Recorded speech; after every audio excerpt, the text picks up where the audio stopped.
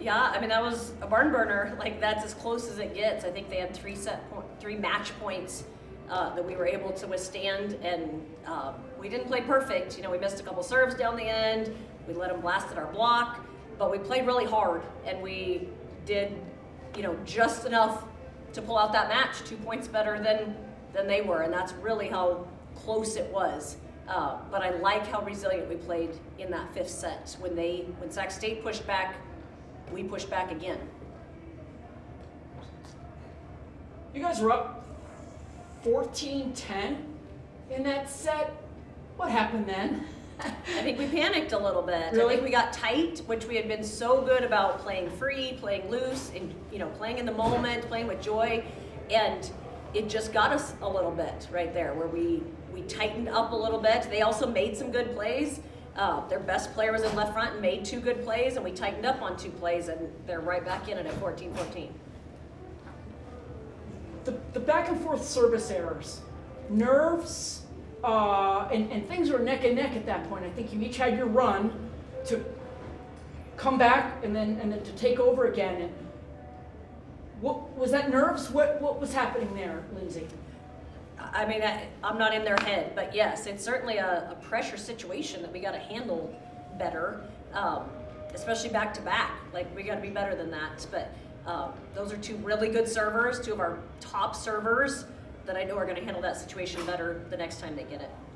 Coach, in the 5th set, there was 4 lead changes. What does that say about the mental toughness of this team and how to overcome that? With 9 tie scores, 4 lead changes, what can you talk about that? Yeah, I mean, it was back and forth, and we just kept saying to the team, be in the moment, be in one touch at a time, not even just the big picture of the point, just be in one touch at a time. And what I really liked is our players late in that match at timeouts or at breaks where there was challenges are saying, this is fun, like this, I'm loving this.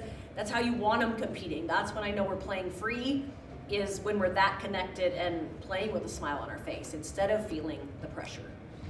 What was there for Bella Van Lannen tonight, Lyndsey? Because I think after the first set, she seemed to have far more opportunities. Was it something that was there for her that Nerea was seeing or you guys were seeing, where that wasn't there for Elena or anybody else? How can you explain that? Yeah, they really keyed on our middles. So our middles did not get good looks in the middle third of the court, and it gave our pin hitters better looks. And so we had some splits, and especially Bella. And I think maybe based off of last night, where it wasn't her best match, they felt like they could take her one-on-one or be late on her, and she came through like we needed her to. We really are a balanced offense, and it showed again tonight how balanced all 5 of our hitters are, and Nerea's making good decisions of when to set which hitter, because then Zoe came up late, and on match point, we went right back to Zoe on the ball that wasn't open all night, and out-quicked them there where they were expecting us to set the left side, I think. So good balanced offense was a big contributor to that win tonight. Idaho State now, next. What do you think about playing them? I'm probably the least familiar with Idaho State as anybody in our conference because we only played them once, and it was so late in the season that we didn't see them develop over the course of the season. We prepared for one match, and then we kind of put it away again. So we got to do our due diligence in the next 24 hours, but we have been able to see them live the last 2 matches where they're playing unbelievable. They're playing with great energy. Their middles are scoring, lights out.